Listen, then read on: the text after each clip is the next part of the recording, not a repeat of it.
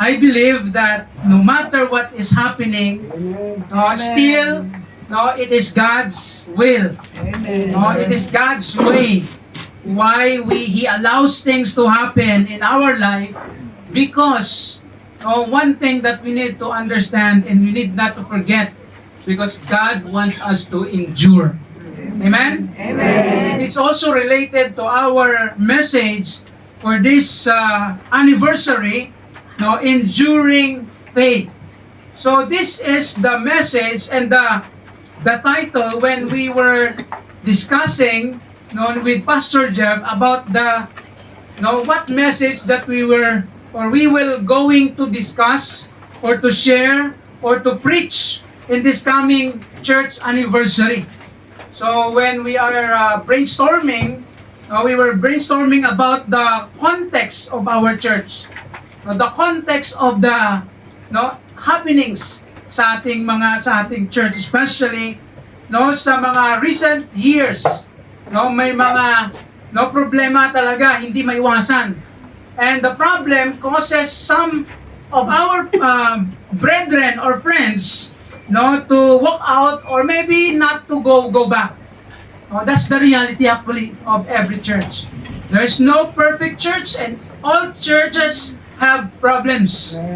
And not only churches, but even us as individual Christians, we have problems in life. That's why we must endure. And the word endurance, kung titingnan po natin, it is referred to actually sa Bible, it used as an analogy, an example of an athlete. Yung tumatakbo, yung atleta, kung makikita niyo po sa ating background, meron pong tumatakbo dyan. Because it is related to them when we say endurance. And when we heard or when we hear endurance, it also related to pains, sufferings, whatever struggles that you are experiencing in your life. In other words, you need to endure. And that's also the reality of our life. And that's why when we were discussing with Pastor Jeff, sabi ko, sino yung mga nag-endure sa atin dito?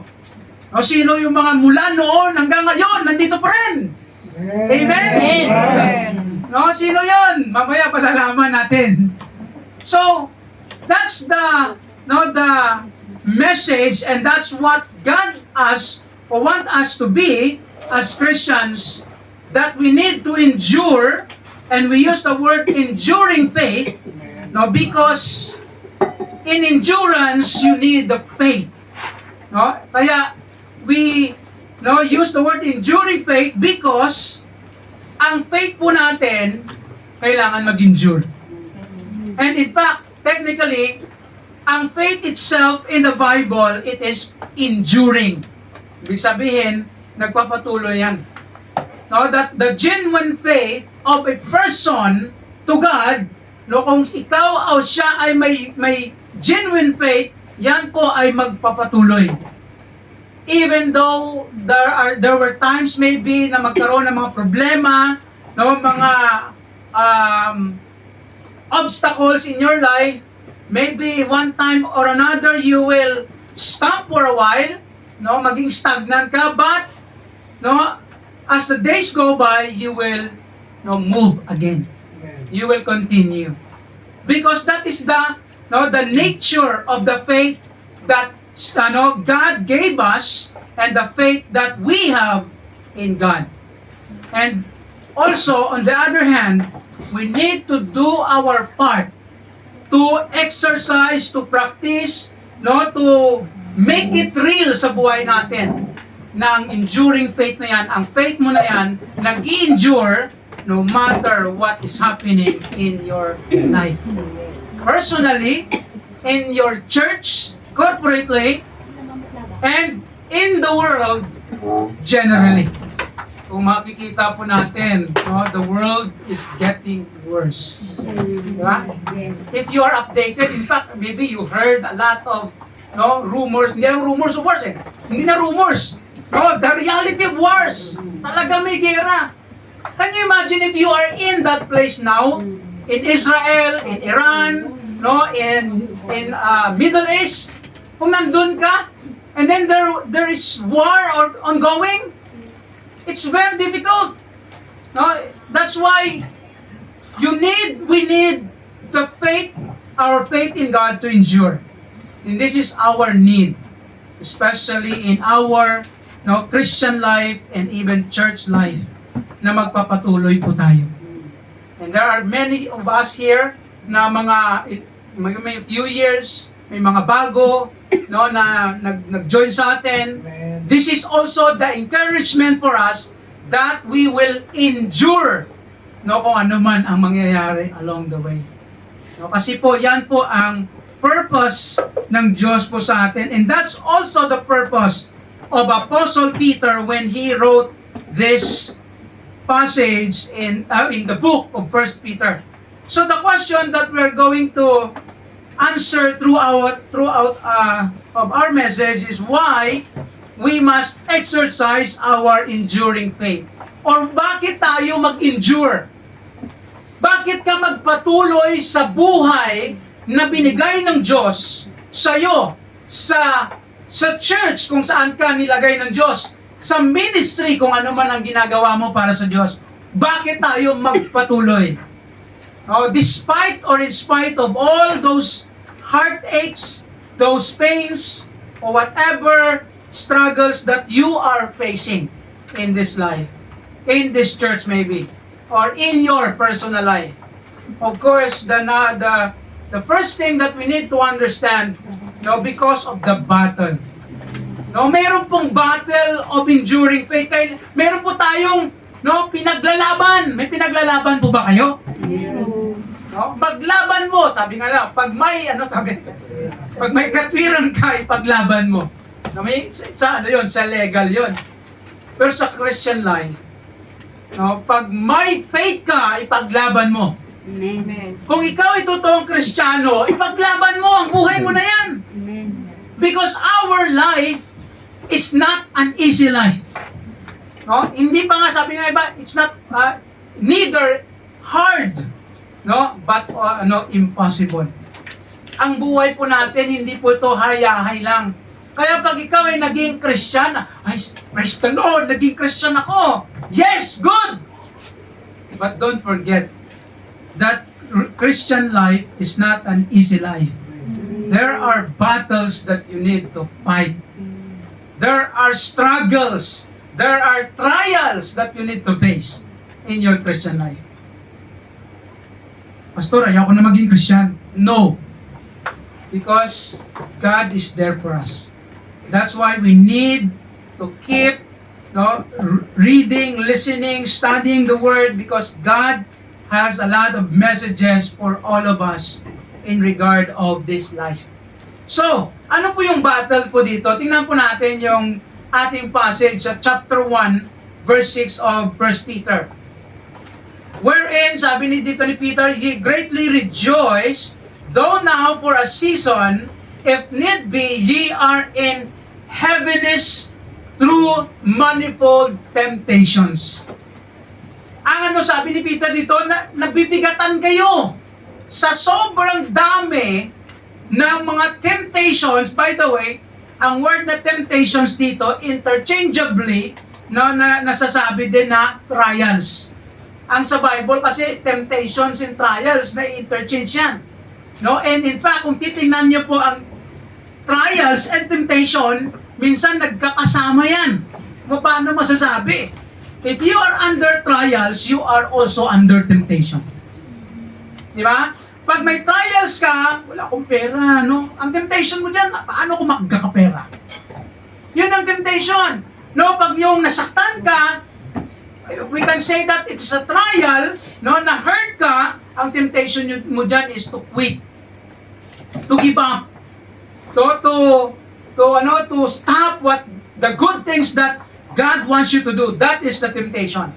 So, trials and temptation, it was interchangeably, and also it is understood as testing. tinitest ka. Kaya ito yung ibig sabihin dito ni Peter. That ye are in heaviness through manifold temptations. In other words, kung titingnan po natin ang trials, no, kasi we are focusing on trials in connection with endurance, ang temptation po or yung trials po, there are no some or na many aspects of our battles in trials or enduring of faith. Ano po yung number one? It is a physical battle. Physical battle in the sense of yourself. Kaya pag sinabi mong trials yan, hindi lang po yan, no, parang hindi lang sa emotional. No, it's also physical. Kaya kung titingnan po natin sa Bible, no, sabi dito, for our light affliction, which is but a moment. Light affliction, work it for us as far more exceeding an eternal way of glory. It refers to the future. But the point here, that our trials, no, is also physical. Part of it. Kaya alam niyo po ba, when Peter wrote this book in 1 Peter, no, during 64 to 67 AD, o 64 AD, no, sinulat to ni Peter.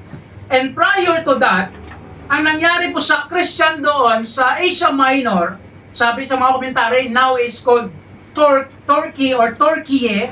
Yun po ang ano nun, yung place nun. So, sabi sa mga historian, no, si Emperor Nero, sinunog niya ang Rome.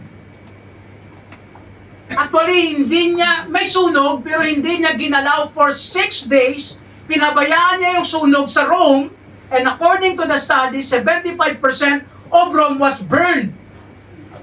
There's a reason there, because some of the historians said that meron pa siyang gusto sanang i-build something, hindi siya binigyan ng funding. So, ang ginawa niya, sinunog niya, pinabayaan niya, and then after that, no, binigay niya yung blame sa mga Christians that time and that place.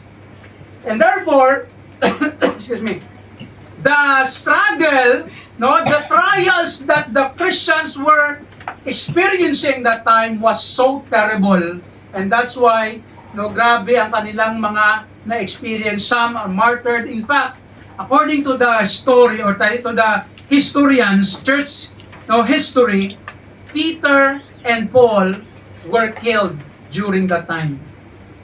AD 64 to AD 67. In other words, si Peter at si Paul, dyan sila namatay. Peter was crucified upside down and Paul was beheaded. Pinutulan siya ng ulo. According to the church history. And that's the reason why Peter wrote this, that the Christians, no matter how hard the persecution, the affliction that they were experiencing, they need to endure. Magpatuloy sila. Physically, it's a battle. Isipin mo, habulin ka. No, nagtatago sila noon. In fact, kung tingnan niyo po yung letter ni Paul dyan, ni Peter, no, ginamit niya yung mga other terminology, no, like Babylon. Wala namang Babylon noon. No, kasi para lang yun understood yun sa mga Christians that he refers to Rome. No, si Peter. Because they need to, no, lay low na hindi malaman kung saan sila, but they are still active in their Christian life. And that's the purpose of it. So physically, they were bombarded of many struggles, sufferings physically. Kaya sabi din ni Peter in chapter 4 verse 13, but rejoice, magsaya kayo, inasmuch as ye are partakers of Christ's sufferings. Kung ikaw ay nagsasuffer physically, no, because of your Christian life, because of Christ, you are persecuted, you are accused, magsaya ka. Kasama yan sa trials mo. No? Sa mga pag-test po sa atin ng Panginoon. That's a battle sa physical natin. And not only physical battle, but it's also an emotional battle.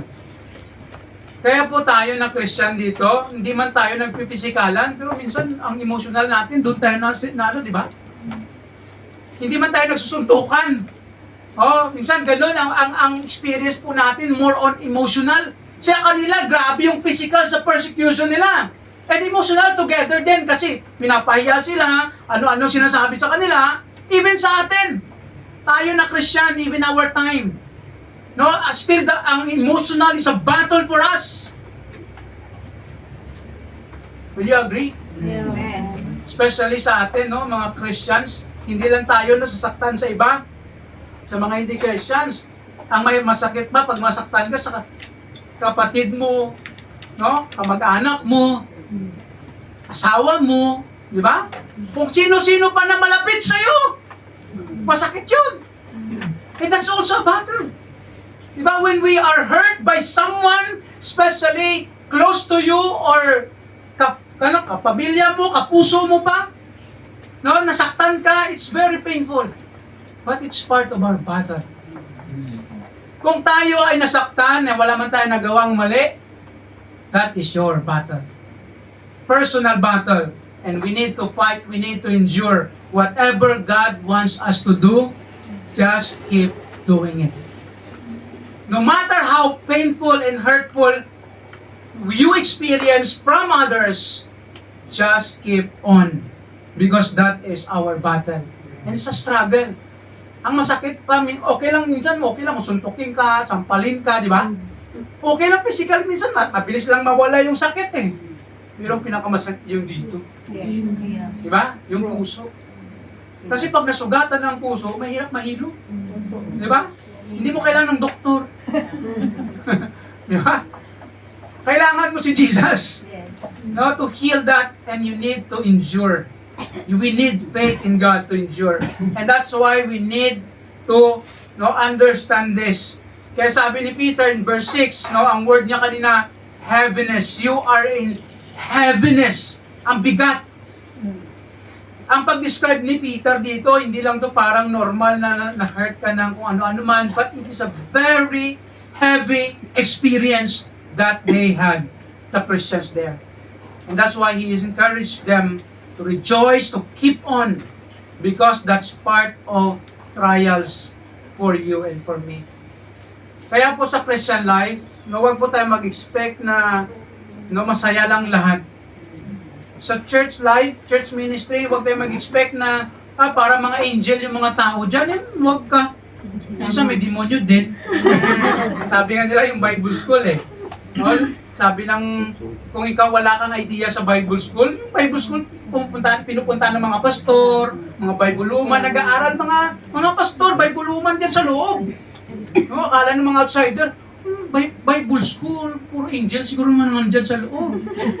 Hindi nyo lang alam. Pero punta kayo sa loob, makikita nyo may demonyo din. Ibig sabihin, may mga pangyayari na akala mo okay. Hindi. Bible school, nawawala yung toothpaste, nauubos yung toothpaste, di mo ginagamit. Ganun kami sa Bible school. Bigas mo, walang kandado yung locker mo, maya-maya wala ng bigas mo. Yan ang buhay namin sa Bible school. Kaya minsan, kapag nila maglagay ka, lagyan mo talaga siguradong lock. Hindi kasi puro mababait eh. Tapos, si Juan, mabait to, sige lang. Di ba gamit ka na? Ikaw naman, nagtitipid ka, pag nagtitipid, wala na ako sa saingin. Kainin ko. So that's the life of in the Bible. You know what? Wherever we go, there are still problems. There are problems that we will face. Heaviness, emotionally, ma-hurt tayo. Kaya po, ang sabi ng Bible, endure. Ano ang word na endure? Sa Tagalog? Magtiis. Magtiis ka kung ano man yan ang sakit. Pastor, hindi ko na talaga kaya, Pastor. Kayanin mo yan. Binigay at inalaw ng Diyos yan sa'yo. Alam niyo pag sinabi mo kasing mga heartaches na yan or mga physical pains, dalawa lang ibig sabihin yan eh. Either trials, trials ibig sabihin, wala kang ginawang mali, gumagawa ka ng tama, namumuhay ka para sa Panginoon, sinasasaktan ka pa rin. Trials yun. Pero kung nasasaktan ka dahil may nagawa kang mali, kasalanan, disiplina yun. Amen. We have the same message. Endure. Amen. No, magpatuloy ka pa rin. Kung ano man yung reason ng bagay na ginawa o inalaw ng Diyos sa atin. Kaya sabi ni Jesus Christ sa John 16:33, "These things I have spoken unto you, that in me you might have peace." Sa akin may peace kayo. "In the world ye shall have tribulation." Ang bigat ng word na tribulation, no? Grabe naman yung tribulation. Kung may iiyak kayo sa word na tribulation, sa 7 years tribulation yan eh. Ang sinabi mo na tribulation, grabing kasakitan. Yan ang ibig sabihin ni Jesus Christ. But sabi niya, "But be of good cheer, magsaya kayo. I have overcome the world." And that's why sabi ni Jesus Christ, may peace kayo sa akin, kahit masakit man ang nararanasan ninyo. Sobrang sakit yan, tribulation, that is part of our trials. Sabi din ni Paul, by honor and by dishonor, by evil report and good report, as deceivers, yet true. Sila ni Paul yun ha, mga apostles, mga follower of Jesus Christ, they were living in an honor, they were living as good as they can as Christians. But they were accused as evil people, deceivers, and they were dishonored. But sabi niya, still we are in true and we are still going on. Yan po ang buhay nila ni Paul. Kaya po ang Christian life, ganun din yan. Kaya wag po tayo mag-expect na kapag Christian ka na, okay na lahat. No. May mga struggles, may mga problema, may mga trials na mangyayari. Ay sabi sa verse 9, "As unknown and yet well known, as dying and behold we live." Dying in the sense of persecution yun. As chastened, talagang hinahabol sila, and not killed. Hindi sila napatay noon, pero later on, si Paul napatay din. Naputol yung ulo niya, pinugutan siya according to the church history. But, he accomplished the goal and the race. Kaya, endure. Ito yung mga messages nila.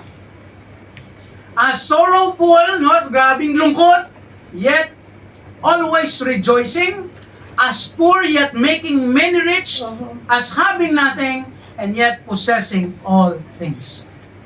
Yun ang buhay nila ni Paul na kahit sila ay mga faithful follower of Jesus Christ, apostle, but they experience so difficult and so hard life.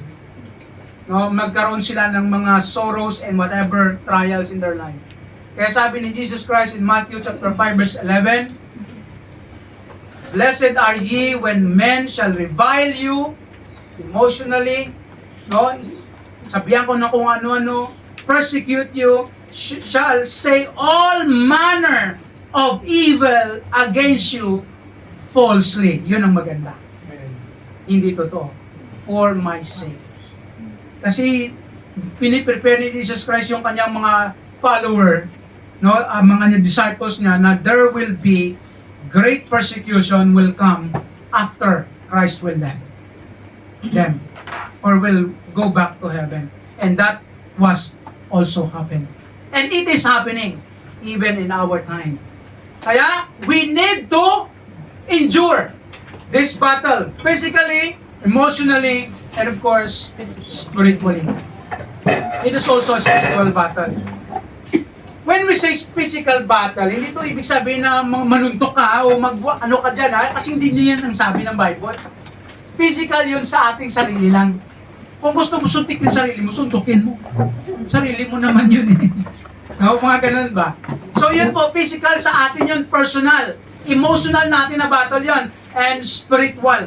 Kaya sabi ni Paul in Ephesians chapter 6 verse 12, "For we wrestle not against flesh and blood," di tayo nakipag-away sa mga tao, "but we against the principalities, against the powers, against the rulers of the darkness of this world, and against spiritual wickedness in high places."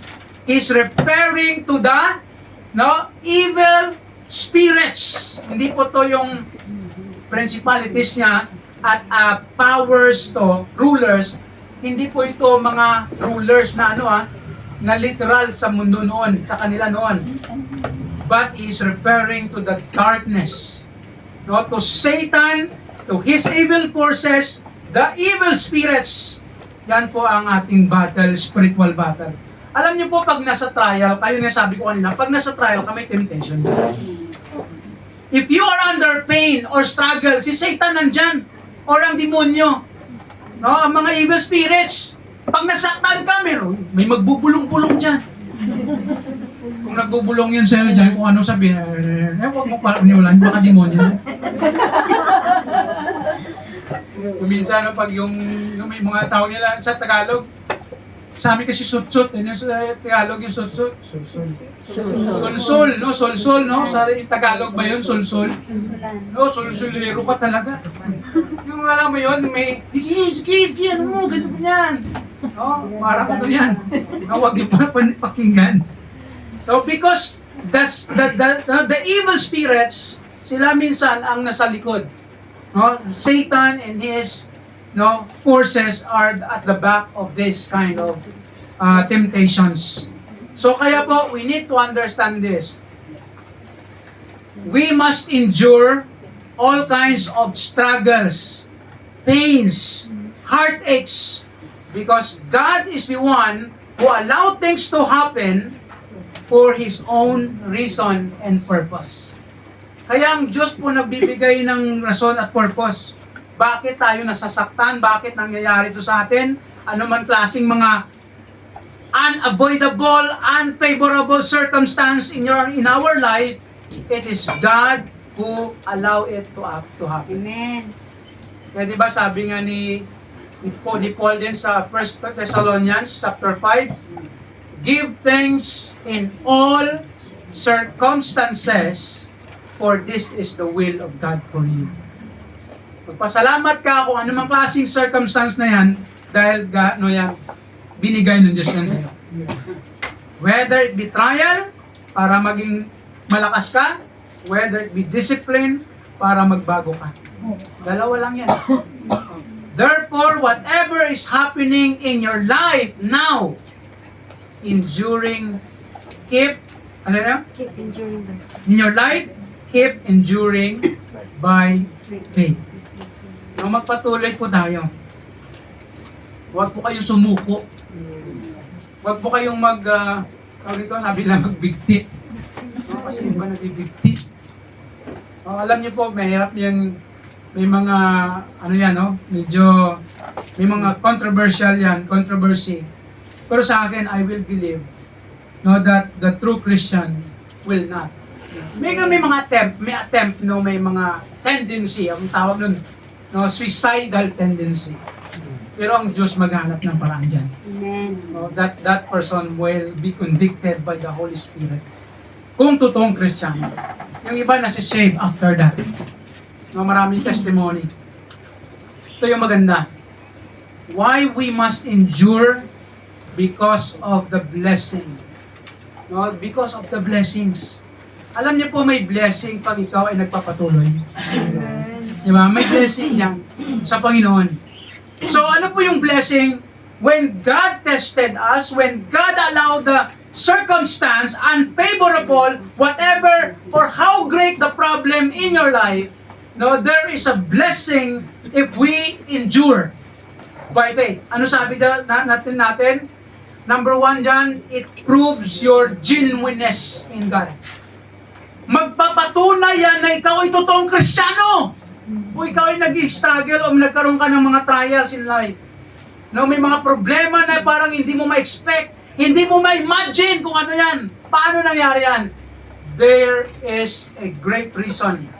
Because God, hindi ang Diyos naman, God doesn't need our parang testimony na i-prove. Because God knows everything. Right? Alam niyo ng Diyos kung totoong Kristiyano, hindi. Kilala niyo na lahat. Ang sa Diyos lang, why He gave the trial para ma-prove not to Him, but to the people. He is a true Christian. Because no, despite of the hardship, no, the heartaches, the heaviness of his experience, still he continues. Kaya sabi ni Peter sa verse 7, that the trial of your faith, being much more precious than gold, that perisheth. Alam niyo, ang gold, di ba? Precious yan eh. Ay, mahal-mahal ng gold. No? Kaya ang mga nagbili noon ng gold, tiba-tiba. Paldo-paldo, sabi nila. Grabe yung gold, di ba? Precious yan. At saka yung gold, tinitest yan sa fire. Kaya sabi, ginamit niya ni Peter na analogy, your faith is more precious than gold that perisheth, napiperish pa yan, nawawala pa yan. But sabi niya, though it be tried with fire, ang faith natin, tinitest po yan, tried with fire. Kaya po, trials, no, temptation, test. Actually, ang word dito na tried is test. Ang gold, di ba sabi nila, pag nakuha yung gold sa minahan, hindi pa perfect na gold yun.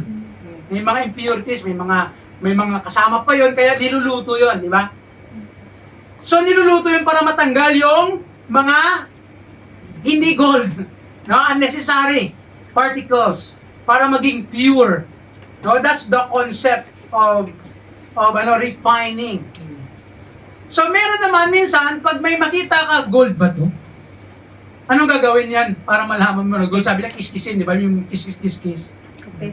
No? Pero wala pa noon yung kiskis eh. No, ginagawa niluluto. Para malaman mo na talagang pure gold yan, lutuin mo. Para ma-prove mo na yan ay totoong gold. And pure and 99.9. Nasabi na, 999. 24 karat. Para makuha mo yung ganyan, no, pure. Para ma-prove that that is a very genuine gold or faith. And that also the purpose of our trials. Para ma-prove na ikaw ay totoong Kristiyano. Hindi lang po sa harap ng Diyos kasi alam na tayo ng Diyos, pero para makita ng tao na ikaw ay totoong Kristiyano, na nagpapatuloy ka. And that's the proof that God wants us to show to the people. Of course, number one, it proves your genuine love for God. Kasi ang totoong Kristiyano na nag-undergo ng trials, kung mahal niya ang Diyos, magpapatuloy yan. Amen? Kung mahal ng tao, mahal ng isang Kristiyano ang Diyos, magpapatuloy yan na mahalin ng Diyos. He will continue to live for God. He will continue to praise God. Kaya dito, lagi exhortation ng mga author sa Bible, rejoice! No? Tapos, ano sabi niya? Count it all joy, sabi ni James sa kanyang sinulat. Kaya dito, sabi sa verse 8, whom having not seen, hindi niya nakita si Jesus, but ye love. Amen. Mahal niyo pa rin. Amen. Sabi ni Peter, in whom though now ye see him not, hindi niyo siya nakikita, pero you believe. No, you keep believing. Ye rejoice with joy unspeakable and full of glory. We will consider that later. But number one, it proves your genuine love for God. Mahal mo talaga ang Diyos. Kasi kahit gaano kabigat, kahirap yung trials o kabigatan na experience mo, nagpapatuloy ka sa Christian life mo, nagpapatuloy ka sa mga pinapagawa ng Diyos sa'yo because mahal mo ang Diyos. Bahala na kung ano kasakit ang naranasan mo sa ibang tao, basta nagpapatuloy ka sa Panginoon. Sa ginapagawa ng Diyos sa'yo, sa anuman, sa bahay, sa pamilya, sa trabaho, sa church, nagpapatuloy ka because you love God. No, it proves your love to God. And not only that, it proves your genuine faith for God. Meron ka talagang totoong pananampalataya. Yun sinabi niya kanina sa verse 8. No, hindi niyo man siya nakita, but you're still believing in Him. And then sabi dito, ni Jesus Christ sa mga follower niya, in Matthew chapter 5 verse 10, blessed are they, sila, no, ang mga which are persecuted for righteousness' sake, for theirs is the kingdom of heaven. Kaya mapalad ang isang tao, isang nag-claim na Christian, na pinipersecute siya kasi nagpapatunay yan na siya pala ay totoong Kristiyano. Kaya sabi ni Israel, for theirs is the kingdom of heaven. Proof of our Christianity. And verse 11, blessed are ye, sinabi ko na ito kanina, no, when men shall revile you, persecute you, and shall say all manners of evil against you, for my sake. Kaya po kung tayo ay Christian, gumagawa lang tayo ng tama, sinasabihan tayo ng masama, anumang mga pangusga sa atin, sige lang, magpatuloy lang ka. Patuloy lang. At hindi si minsan sa atin magkikwit eh. Ayoko na, ano, parang bata, isip bata yan. No, alam niyo isip bata? Yes. Konting ano lang, ayoko na, alis na. No, isip bata po yun. Ang mga bata, yung gano'n yung mga bata. Pero pag mga video feeling bata, iba na yun. No? So, in a Christian life, no, not only that, not only it proves your genuineness in God, but it proclaims the glory of God. No, nagpo-proclaim niya ng glory ng Diyos pag may trials ka. Kaya alam niyo po, ang encouragement lagi dito sa Bible, pa sa mga, kasi nga grabe yung trials sila noon eh. No, sa mga disciples, apostles, ang early church, sila ni Paul, at sila ni Timothy, mga trials, grabe. Pero ang encouragement lagi sa kanila, no, rejoice in the Lord, keep worshiping God. Kaya in verse 8, in last praise, ye rejoice with joy unspeakable and full of glory despite of the trials that you are facing. Alam niyo po, hiwatig pa yan ng glory ng Diyos sa buhay mo, sa buhay natin. Pag tayo ay nagpapatuloy, nag-endure tayo sa mga, no, sa trials na meron tayo. In other words, it proclaims the glory of God through your worship to God. Kaya po sa Bible, daming mga encouragement, mga author, sabi sa Philippians, balik tayo sa verse 6 kanina, sa verse Peter, wherein ye greatly rejoice. No, grabe yung kanila, sabi ni Paul, magsaya kayo. Ni Peter, ganun din sinabi ni Paul dyan. And then, ano pa? Through your walk with God. Not only your worship with God, but yung pamumuhay mo, nag-glorify ang Diyos. Ano sabi ni Peter sa chapter 4, verse 14? If ye be reproached for the name of Christ, happy are you, magsaya ka, blessed ka, for the Spirit of glory and of God rested upon you. On their part, He is evil spoken. Sa kanila, sabi ng mga tao, mga demonyo kayo, sabi ng tao sa kanila, sa mga Christian. Sa kanila, evil spoken of, but on your part, He is glorified. Kaya alam niyo po, nag-glorify ang Diyos pag nasasaktan ka at nagpapatuloy ka. Amen? Amen. Nag-glorify ang Diyos dyan. Ang pangalan ng Diyos na-highlight sa buhay natin. Kahit gaano kapait, kasakit, gaano kadilim ang mga nangyayari sa atin, nagpapatuloy ka, the glory of God shining through you. Amen? Amen. Alam niyo, may isang illustration na I heard it last time lang. Isang illustration. Sabi niya, alam niyo po ba bakit ang diamond, yung genuine diamond, mostly nalalagay yan sa mga dark color, especially black color. Di ba? Mostly ang diamond na-display sa mga black. Bakit? Because kung malagay ang diamond sa black, diyan makikita ang kanyang beauty. No, the beauty of the, no, nag-shine. No, grabe ang mga, mga nakikita mo diyan na, ano niya, yung radiance. Diyan nakikita ang beauty ng diamond sa black. And at the same time, or the same also sa atin, no, kung meron bang mga masasamang pangyayari sa buhay natin, pero tayo ay nagpapatuloy, no, the glory of God is revealed through your life. Nag-glorify ang Diyos. Kaya magsaya tayo, sabi ng Bible. Pag nasaktan ka, thank you, Lord. Di ba, hirap naman yan. No? Masakit talaga, iyak tayo, no? Pero you know what? No, after a while, you will rejoice. Amen. And then you will worship the Lord. No, you will walk and serve the Lord more if you endure. And that's the message of trials, a blessing for all of us. And ito pang the best that we can have if we experience trials and we endure, it prepares your great reward from God. Piniprepare yung reward mo sa heaven. Alam niyo po, ang buhay natin, ang reward na, makuha, hindi lang tayo nakakuha ng reward sa pag-serve, ha? Kasi di ba, mag-serve ka, may reward ka. Pero kung may trials ka, nagpapatuloy ka, grabe ang reward! Tama? Amen. And that's what Jesus Christ said. Even, ito sabi ni Peter to sa, receiving the end of your faith, even the salvation of your soul, that's the future yan. No, given na yan, assurance natin yan, na pag ikaw ay namatay o natapos na lahat, no, you will be in heaven with the Lord.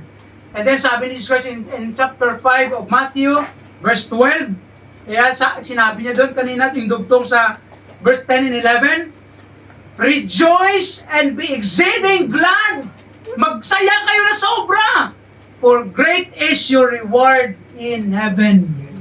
Wow! Gaano kalaki yan? Hindi ko ma-imagine. Can you imagine the great reward in heaven? Pag ikaw ay nagpapatuloy. Kaya sabi niya, for so persecuted there the prophets which were before you. In James chapter 1 verse 12, take note, sabi ni James, si James also talking about trials sa mga Christians during the time. Blessed is the man that endureth temptation or trials, for when he is tried, he shall receive the crown of life, which the Lord that promised to them that love Him. Crown of life. Anong crown of life? Hindi ko ma-imagine pa rin. No, it is God who will give it sa atin. And I believe, whatever the rewards that God is preparing for you, or will give you at the end, or at eternity, that will be amazing. Hindi mo yan mako-compare sa kung anong meron sa mundo. Makakatanggap ka nga lang ng reward kung anong klaseng reward yan. Baka reward sa, anong mga reward, may mga reward dito? Reward sa cellphone, anong klaseng reward yan? Parang saya-saya mo na. How much more the reward of God that He will give you. Na yung reward na yan, that is for eternity. You will enjoy it forever and ever and ever and ever. Wala nang katapusan yan. Would you like, gusto niyo yun? Amen.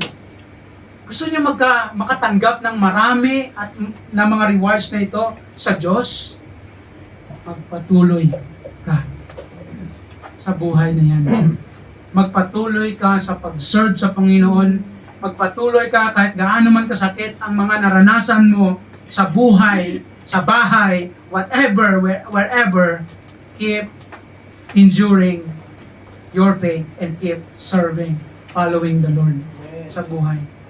Kaya kung ano man ang mga mangyayari sa atin dito, sa atin sa church, kung ano mangyayari sa atin, kung ano man ang nangyayari, at ano mang mga mangyayari na mga unfavorable circumstance sometimes, huwag po tayo mag-quit, magpatuloy.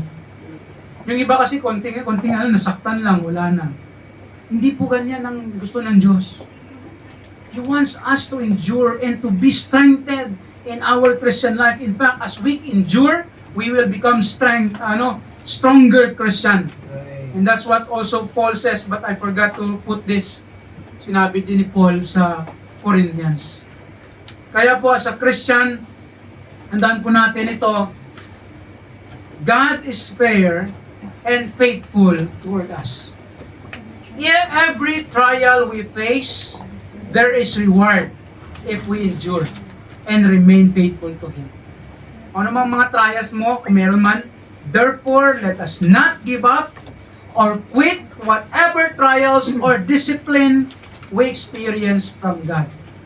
Kung ano mga kasakitan mo, huwag kang mag-quit. Patuloy ka sa Panginoon. Serve, worship the Lord, do the ministry, the things that God wants you to do in your life. Because God will bless you. God will reward you. For in the future, and even in this lifetime, may mga binibigay din ng Diyos ng mga blessings kung tayo po ay nag-endure. Kung maalala niyo si Job, ganun yung buhay ni Job. Yes. No, tinanggal lahat sa kanya. No? Tinanggal ang mga kayamanan niya, kahayupan niya. Kahayupan, parang iba yun ha. No, lahat ng mga hayop niya, lahat ng mga anak niya tinanggal. Pero hindi siya quit, hindi pa rin siya he endured.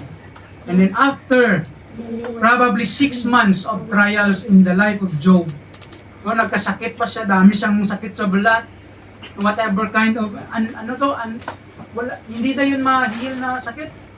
But he keep trusting the Lord. No, he has this faith in God. And then after 6 months of trials, God blessed him more. Binalik lahat sa kanya, mga anak niya, hindi man binuhay yon, pero binigyan siya ulit. At saka yung buhay ay umaba at dumami ang kanyang ari-arian. Dahil sa God blessed him because he endured. At the same is true in our Christian life. If we follow God and we have this enduring faith. Do you have this genuine and enduring faith in God? Meron ka ba nito? Do you have this kind of faith sa Panginoon? Na parang pag sinabi mo enduring faith, Lord, kung ano man mangyari sa akin, bahala na Lord. I will continue my life. Do you have that kind of faith? Na hindi ka tatalikod sa Panginoon, magpapatuloy ka sa buhay na binigay niya, magsisimba ka, magsiserve ka, ano mang pinapagawa ng Diyos, you will keep doing it despite and in spite of the bad or unfavorable circumstances. Do you have that kind of faith? Is there anything in your life that you need to endure? May mga kahirapan ka ba ngayon na gusto mong, Lord, paano to? Ang hirap. Meron ba? Patuloy lang. Endure. God is the one who will give you strength. Through His Holy Spirit, through His Word, through prayer, He will help you. And lastly, is the glory of God overflows in or through your life, despite of trials in your life. Nag-overflow ba sa buhay natin yung glory ng Diyos? Pag ikaw ay nag-enjoy, despite of the trials, that's the way. No, the glory of God is shining through you, and you will become a blessing to others as you go and continue. May God bless us, in this message, and as we continue our journey,